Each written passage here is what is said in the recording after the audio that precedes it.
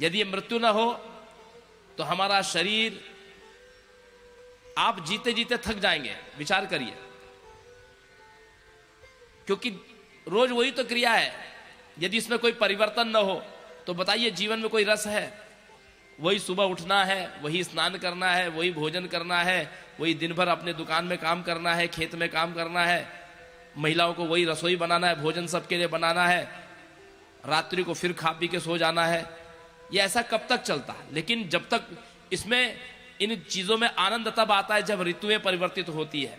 कभी आप बीमार पड़ते हैं, कभी आप स्वस्थ होते हैं, कभी आप शोक से ग्रसित होते हैं, कभी आप प्रसन्नता से भरते हैं। ये जो परिवर्तन होते रहता है सज्जनों माताओं, इसीलिए आपकी जीवन में रुचि आती है। यदि परिवर्तन न हो, ये परिवर्तन न हो तो जीवन जीने का कोई रस नहीं है, चाहे वो कितना ही अच्छा जीवन हो।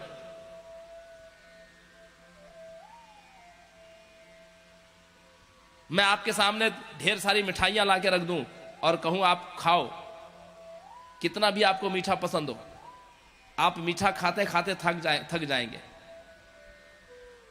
आप ढूंढोगे कि कहीं से आपको अचार मिल जाए या मिर्च मिल जाए, क्योंकि मीठे का स्वाद को काटने के लिए उससे जब आप ऊब जाते हो तो आप स्वयं मिर्ची की कामना करते हो। जीवन जीते जीते व्यक्ति जब थक जाता है तो मुक्ति की कामना करता है। अनेकों हजारों लाखों जन्मों में जीते जीते जब थक जाता है, परिश्रम से थक वैसे उसको याद नहीं रहता अपने जन्मों का, लेकिन जब वो श्रांत हो जाता है तब मुक्ति की ओर बढ़ता है। फिर भगवती करुणा करके उसको मुक्ति दे देती है। मुक्ति क्या है? सायुज्य, सालोक्य, सामीप्य, सारूप्य और साष्टी, ये 5 प्रकार की मुक्ति होती है। देवी के शरीर में विलीन हो जाना, देवी के लोक में रहना, देवी के निकट रहना, या देवी को का स्वरूप हो जाना। लेकिन फिर मुक्त आत्मा, जीवात्मा पड़े पड़े सुषुप्त अवस्था में है, कोई कर्म नहीं हो रहा उससे। ये जीवात्मा कामना करती कि मुझे फिर से कोई शरीर मिले। तो शरीर फिर जब ये जीवात्मा कामना करती है तो भगवती फिर अपने भीतर से उसको प्रकट करती है, संसार में भेजती है। फिर यहां पर आकर के मिश्रित कर्म करता है, पुण्य कर्म पाप कर्म करता है। फिर उनके प्रताप से स्वर्ग नरक आदि लोकालोक पशु पक्षी आदि योनि में फिर भ्रमण करता है।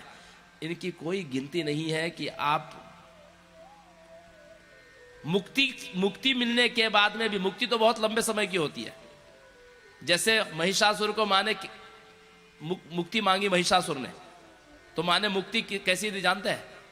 बोले 360 करोड़ कल्प तक, ब्रह्मा जी के 360 करोड़ दिन तक तुम्हारा जन्म नहीं होगा। आपका कंप्यूटर, आपका कैलकुलेटर फेल हो जाएगा। ये गिनती करने में 360 करोड़ कल्प, एक कल्प में 1000 बार सतयुग त्रेता द्वापर युग हो रहा है, एक कल्प में, ब्रह्मा के एक दिन में। और मुक्ति महिषासुर को कितने दिन की दी? बोले 360 करोड़ कल्प तक तुम मुक्त रहोगे। मतलब फिर भी एक संभावना है कि जन्म होगा। जन्म इसलिए होगा क्योंकि जीव पड़ा पड़ा सुषुप्त अवस्था में, जैसे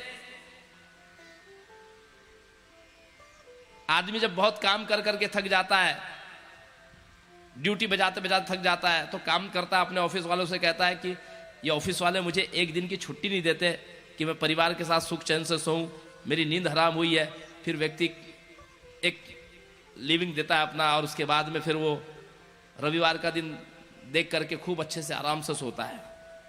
उसको लगता है कितना सुख है। अभी कोरोना में जब लॉकडाउन हुआ तो लोग घर में पड़े पड़े ऊब गए, क्योंकि बाहर निकल रहे, बाहर पुलिस वाले डंडे से पिटाई कर रहे हैं। घर में पड़े पड़े कूलर की हवा खाते खाते भी ऊब गए। वो तो मुक्ति थी आपके लिए। आप तो पड़े पड़े सुखी, कितना सोते हो? सोना। सोते सोते खाते खाते लोग ऊब गए। फिर भगवती से प्रार्थना करने लगे, कब ये लॉकडाउन खत्म हो, कब ये कोरोना खत्म हो, कब हम बाहर निकले, कब हम अपने ड्यूटी में ऑफिस में जाए। मुक्ति के लिए भी ऐसा ही होता है, मुक्ति के साथ भी। जब जब देवी सगुण रूप धारण करती हैं, जब निर्गुण अवस्था में रहती हैं, उस समय तो सारे जीव ही मुक्त हैं। जिस समय देवी निर्गुण अवस्था में है तो इस संसार में फिर कुछ भी नहीं है, हम भी नहीं है, आप भी नहीं है। न ये कर्म है, न अकर्म है, न पाप है, न पुण्य है, न स्थूल है, न सूक्ष्म है, न अज्ञान है, कुछ भी तो नहीं है। न सत है, न असत है। जब देवी निर्गुण रूप में अपने विहार करती रहती है।